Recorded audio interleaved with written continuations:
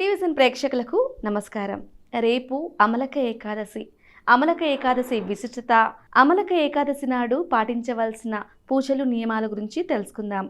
ఇది దానఫలాన్ని అక్షయం చేసే ఏకాదశి అమలక ఏకాదశి. అమలక ఏకాదశిని ధాత్రి ఏకాదశి, అమృత ఏకాదశి అనే నామాంతరాలున్నాయి. అమలక వృక్షో జనార్దః అంటారు కనుక ఈరోజు ఉసిరి చెట్టు కింద లక్ష్మీనారాయణులను పూజిస్తే అధిక ఫలితం ఉంటుంది. ఈరోజు ఏ దానం చేసినా అది అక్షయమవుతుంది. కొన్ని సంప్రదాయాల వారు ఈ రోజున సంపదలనిచ్చే లక్ష్మీదేవిని పూజిస్తారు. ఈ రోజున లక్ష్మీదేవి ఆ చెట్టులో ఉంటుందని భావిస్తారు. అలాగే ద్వాపర యుగంలో శ్రీకృష్ణుడు, రాధ ఈ చెట్టు సమీపంలోనే నివసించారనేది ఒక కథ. కార్తీక మాసంలో ఉసిరికాయల ప్రస్తావన వస్తుంది. ఉసిరి కొమ్మ తెచ్చి పూజ చేయటం, ఉసిరికాయ దీపాలు వత్తులు వెలిగించడం, ఉసిరి చెట్టు కింద భోజనం చేయడం వంటి పలు రకాల క్రియలు చేస్తారు. మళ్ళీ ఉసిరి ప్రస్తావన కనబడేది పాల్గొన మాసంలో. ఉసిరి ఎంతో ప్రశస్తమైనది. దీనిలో ఎన్నో ఔషధ గుణాలున్నాయి.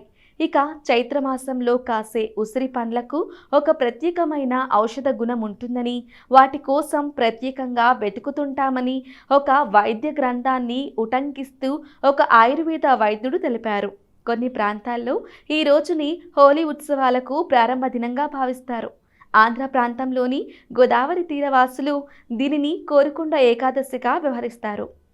ఈరోజు కోరుకొండలోని నరసింహస్వామి ఆలయంలో విశేష పూజలు, తిరునాళ్ల జరుగుతుంది. దీనికి అధిక సంఖ్యలో నుంచి జనం వస్తారు. అన్ని పండగ దినాలకు సంబంధించి ఉన్నట్టే ఈ పర్వానికి సంబంధించి కథలు ఉన్నాయి. ఒకసారి చిత్రకేతుడని రాజు వేటకు వెళ్ళాడు. వేట తమకంలో దారి తప్పాడు. అతడు ఒక ప్రాంతానికి వెళ్ళగానే రకరకాల ఆయుధాలు ధరించిన రాక్షసులు అధిక సంఖ్యలో అతనిని చుట్టుముట్టారు. వారితో యుద్ధంలో అతను గాయపడకపోయినా అలసిపోయి స్పృహ తప్పాడు. ఆ సమయంలో ఒక దివ్యశక్తి వెలుగు రూపంలో అతని శరీరం నుంచి వెలువడి రాక్షసులందరినీ హతమార్చింది. కొంతసేపటికి స్పృహలోకొచ్చిన చిత్రసేనుడు తనపై దాడికి వచ్చిన వారందరూ పడి ఉండటం చూసి ఆశ్చర్యపోయాడు. అప్పుడు ఆకాశవాణి అతన్ని ఒక దివ్యశక్తి రక్షించిందని, దానికి కారణం అతను ఏకాదశి వ్రతాన్ని ఆచరించడమేనని పేర్కొంది. ఆ తరువాత అతని రాజ్యంలో ఆ వ్రతం, దాని ఫలితం ప్రసిద్ధి పొందింది. ఎక్కువ మంది దానిని ఆచరించడంతో రాజ్యంలో శాంతి సామరస్యాలు వెల్లివిరిశాయి. దీనికి సంబంధించి వ్రత ఫలాన్ని చెప్పే మరో కథ బ్రహ్మాండ పురాణంలో వశిష్ఠుడు చెప్పినట్లుగా ఉందని విజ్ఞులు చెబుతారు. దాని ప్రకారం విదేశ రాజ్య ప్రభువైన చిత్రరథుడు విష్ణు భక్తుడు. అతని రాజ్య ప్రజలు కూడా విష్ణు భక్తులే. ఒక ఏడాది అతను కొంతమంది భక్తులతో ఒక నదీ తీరంలో ఉన్న ఒక అమలక వృక్షం వద్ద విష్ణు పూజ చేశాడు. దీనిలో భాగంగా రాజు పరశురామ అవతార విష్ణువును కూడా పూజించాడు. వారందరూ ఉపవాసం ఉండి రాత్రంతా విష్ణు భజనలు పాడుకుంటూ జాగరణం చేశారు. ఆ సమయంలో ఎటువంటి వేట దొరక్క ఉపవాసమున్న ఒక వేటగాడు కూడా వారితో పాటు రాత్రంతా జాగారం చేశాడు. ఆ కారణంగా అతను మరుజన్మలో రాజుగా జన్మించారు. అతనికి వసురథుడని పేరు పెట్టారు. అతను కూడా వేట తమకంలో రాక్షసుల బారిన పడటం, ఒక దివ్యశక్తి చేత రక్షించబడటం వంటివన్నీ జరిగాయని చెబుతారు. గత జన్మలో చేసిన అమలక ఏకాదశి ఫలితంగా అతనికి ఈ జన్మలోనూ రక్షణ లభించిందని చెబుతారు. ఏది ఏమైనా ఎటువంటి కోరిక లేకుండా పూర్తి భక్తితో ఈరోజు విష్ణు పూజ చేస్తే పైన చెప్పిన విధంగా ఈ జన్మలోనూ వచ్చే జన్మలోనూ విశేష ఫలితం ఉంటుందని చెప్పడం కథ ఉద్దేశం. ఈరోజు చేసిన దానం వాజపేయం సోమయజ్ఞంలో చేసిన దానంతో సమానమని చెబుతారు. ఇక ఈ రోజున పూజించే అమలక వృక్షం ఎన్నో ఔషధ గుణాలు కలిగి ఉన్నదని అందరికీ తెలిసిందే. దానికి ఎన్నో విశేష లక్షణాలు ఉన్నాయి. వృద్ధాప్యం త్వరగా రాకుండా కాపాడుతుంది.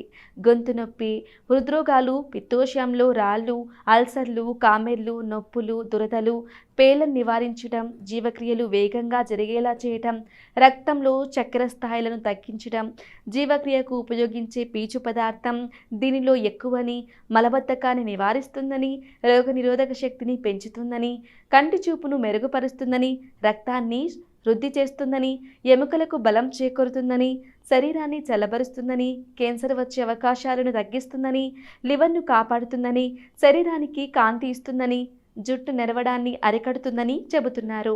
అంతేకాక తెల్ల ప్లేగు అనే క్షయవ్యాధి రాకుండా ఇది కాపాడుతుందని కూడా ఆయుర్వేదం చెబుతుంది. అంతేకాక ఈ పండులో షడ్రసాల్లో ఒక్కటి తప్ప అన్నీ ఉంటాయని చెబుతారు.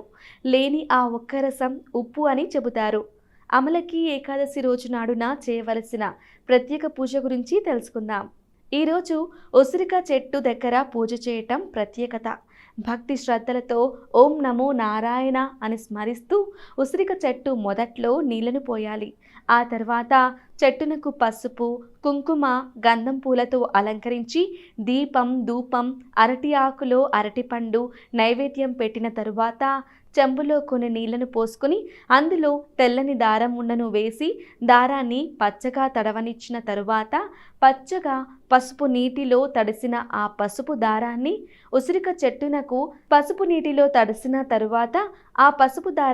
ఉసిరిక చెట్టునకు సవ్యదిశగా ప్రదక్షిణలు చేస్తూ చుట్టూనకు ఓ ఆకు వలస చెప్పున 13 చుట్లు శ్రీ మహావిష్ణువును స్మరించుకుంటూ చుట్టిన దారాన్ని నిష్కల్పమైన మనస్సుతో ముడివేయాలి.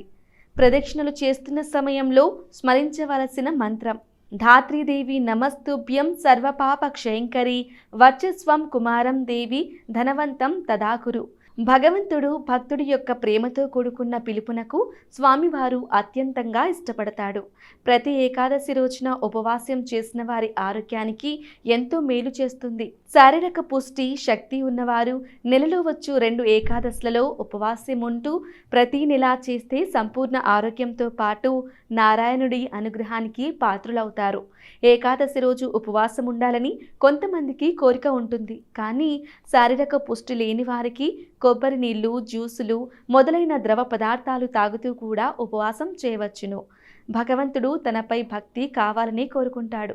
సాటి జీవులలో ప్రతి పనిలో తనను చూడగలిగితే చాలు అని స్వామివారి ఉద్దేశం. అది గ్రహించి వ్యవహరించగలిగితే చాలు. మరొక భాగంలో మళ్ళీ కలుద్దాం. ఓం నమో నారాయణాయ.